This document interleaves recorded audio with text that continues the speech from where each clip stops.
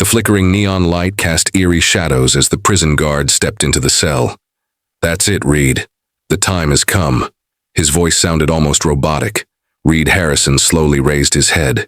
His wrists were locked in heavy shackles, and deep lines marked his face, signs of the 5 years spent on death row. But there was no fear in his eyes, only steady determination. "I have one last request," he said quietly. "I want to see my dog, Storm." The guard hesitated. Rules were rules. Usually prisoners asked for a special meal or to see their family. But a dog? "I'll ask," he muttered and left, leaving Reed alone with his thoughts. Reed closed his eyes. In his mind, he saw Storm, his loyal German shepherd, the only friend he had left after the arrest. He remembered the night he rescued the pup from the shelter, how that dog had pulled him out of the darkest time in his life. "Just once," he whispered. "I just want to see him one more time." 15 miles away in a small countryside house, the phone rang. Tess Vale, a young vet with tired eyes and messy red hair, picked up the receiver. "Yes? Miss Vale? This is Warden Coleman. It's about Reed Harrison. He made a final request and it's about the dog you're taking care of." Tess froze. Her heart started pounding. "Storm? He wants to see Storm?" "Yes, he'd like to see him before." Coleman cleared his throat. "Before it all ends." Tess pressed her lips together. She was sure Reed was innocent. Over the years, she had received dozens of letters from him, read about his strong belief that the truth would come out one day.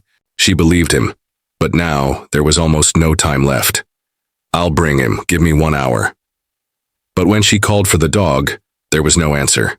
The front door was locked, but the porch window was slightly open. A torn piece of leash lay on the floor. Panic took over Tess. Storm was gone. With shaking hands, she dialed a number she hadn't called in a long time. "Lane, I need your help. It's about Reed and Storm." There was a pause on the other end. Then a deep voice replied, "I'm on my way." Minutes were rushing by. Tess searched the whole house, looked inside closets, under furniture. Storm had vanished. She ran out onto the porch, peering into the darkness of the garden. The cool night air carried a distant bark, but was it Storm? Just as she was about to get into her car, a black Dodge Charger screeched to a stop in front of the house. A tall man with scars on his face stepped out. Those scars seemed to hold stories he never told. "What happened?" he asked. His eyes were sharp like a predator's. "Storm is missing," Tess breathed out. "The porch window is open, the leash is torn. Someone took him, Lane, and Reed doesn't have much time. At all." Lane cursed under his breath and pulled out his phone. "Vince, we have a problem. The dog's been taken. Not just any dog, Reed's dog. Find out who's behind it." While Lane talked, Tess remembered the night before. Suddenly, she recalled a black sedan that had slowly passed her house several times. "I saw a car yesterday," she murmured. "A dark sedan. It passed by the house 2 or 3 times. I thought it was nothing, but now." Lane nodded. "Then we have a place to start. Get in." At the same time, somewhere in the city's industrial zone, Storm was pulling at a chain attached to his collar. The dog growled softly, his ears twitching at every sound. The warehouse was dark, with only one flickering light above casting a dim glow. A man in a gray suit leaned against a crate, watching him with a smug smile. "Beautiful dog," he said, taking a drag from his cigarette. "Too bad he was in the wrong place at the wrong time." Another man, thin with cold eyes, stepped out of the shadows. The order was just to keep him away, not to hurt him. Yet. The man in the suit shrugged. "It all depends on what our friend Reed does next." Storm barked furiously, trying to break free.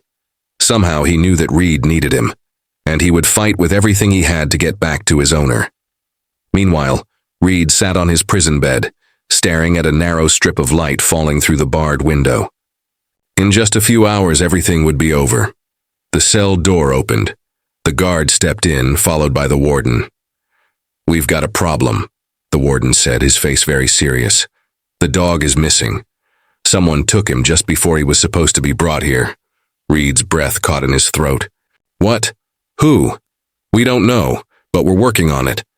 Reed's hands clenched into fists. His last wish, the only thing that had kept him going for 5 years, had been stolen. But who would do that?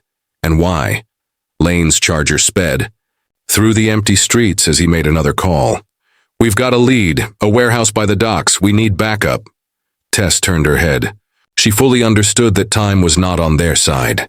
If they didn't find Storm, Reed would die without ever seeing him again. The port was covered in early dawn shadows. Fog drifted between the abandoned warehouses. The water gently slapped against the pier walls, and gulls cried in the distance. Lane parked the charger in a dark alley and pulled a gun from under the seat. Stay in the car. Tess narrowed her eyes. Forget it, that's my dog in there. Lane looked at her for a moment, then sighed. Then stay close. If things go bad, run. They crept toward the warehouse. Lane pressed against the wall, trying to peek through a dirty window. Shadows moved inside. 2 men, one in a suit, the other with a hood pulled over his face, and in the middle, still chained but ready to fight, was Storm. This guy has no idea who he's messing with, Lane whispered. Tess clenched her fists. Then let's show him. Meanwhile, Reed paced inside his cell. He had no idea what was happening outside. But one thing was clear. Someone really didn't want him to see Storm. The question was, why? Was it just cruelty? Or something more? The warden was still standing in the doorway. We're trying to get information, but I can't promise anything. Reed looked him in the eyes. Please, he said hoarsely. I don't have much. The warden sighed. We're doing everything we can. But Reed knew it wasn't enough. Lane hid behind a pile of crates and counted quietly. 2 guards, maybe more in the shadows. Tess picked up a rusty pipe from the ground. We can't waste time. Lane smirked. I like your spirit. With a smooth motion, he threw a small rock at the metal wall.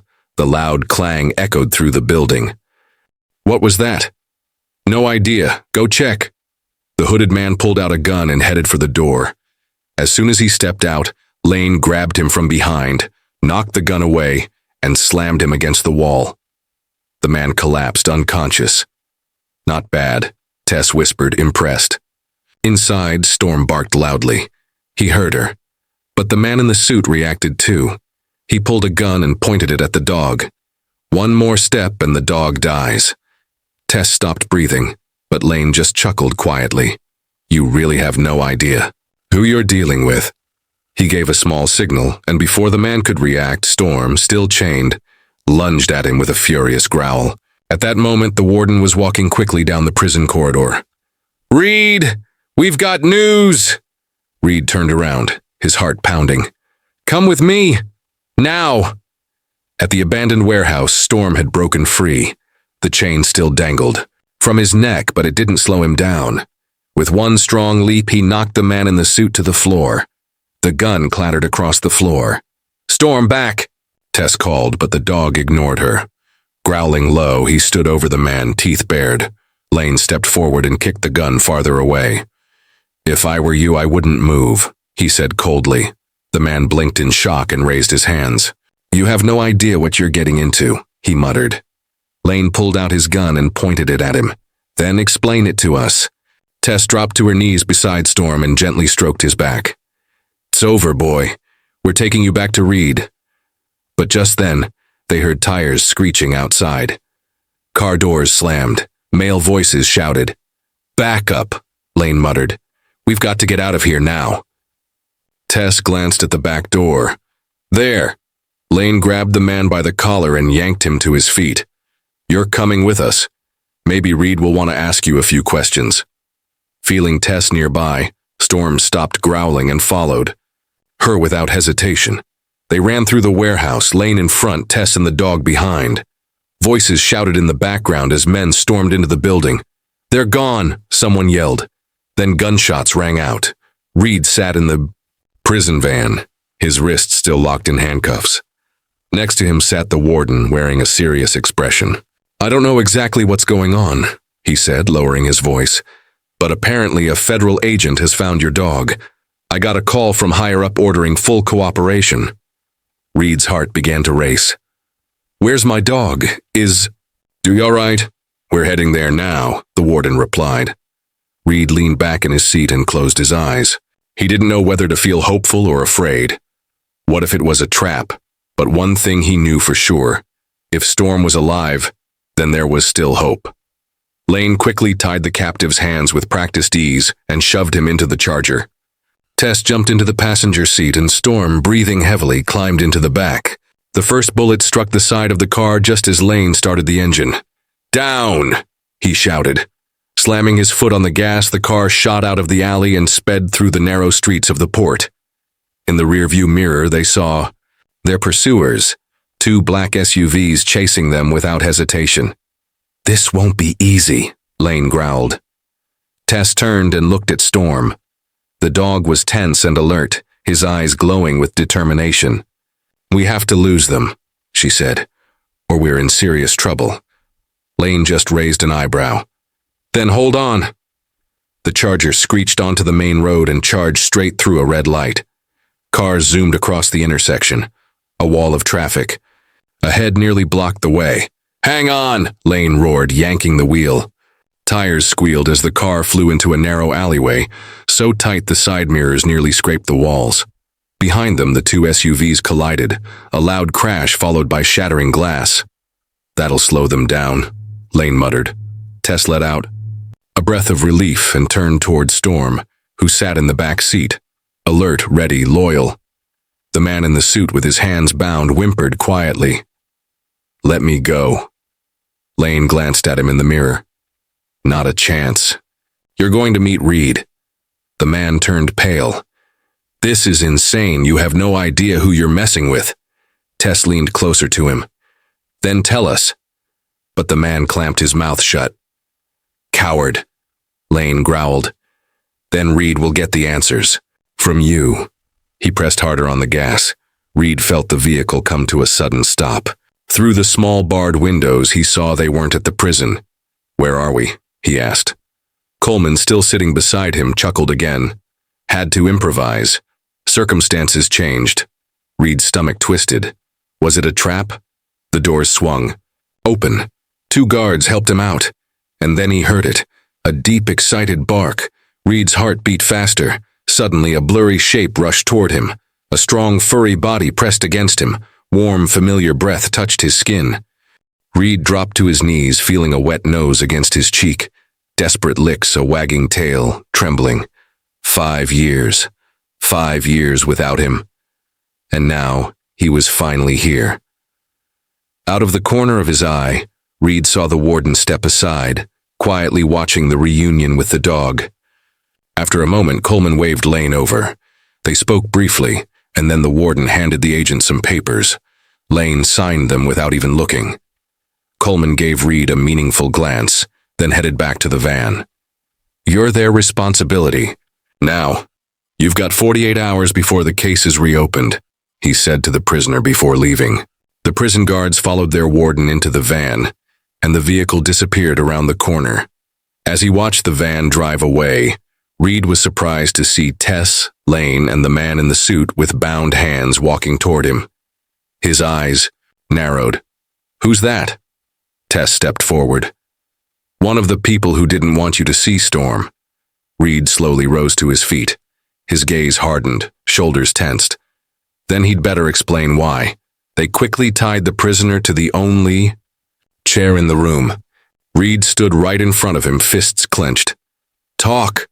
The man hesitated, then let out a quiet laugh. You think you've won? You have no idea what you've just escaped from. Reed's stare remained ice cold. Then explain it to me. It's not just about you, the man said. This is much bigger. Lane pulled out his gun and slowly spun the cylinder. I've got patience, but not forever. The man swallowed. You think this was just a game? Your dog wasn't taken by accident, Reed. He was supposed to be eliminated. Tess frowned. Why?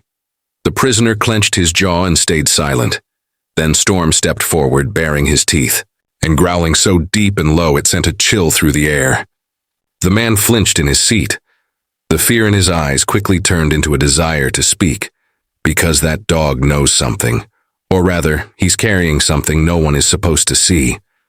Reed's stomach tightened. "Storm," he whispered. He slowly knelt in front of the dog. Storm tilted his head, as if sensing that his owner was looking for something.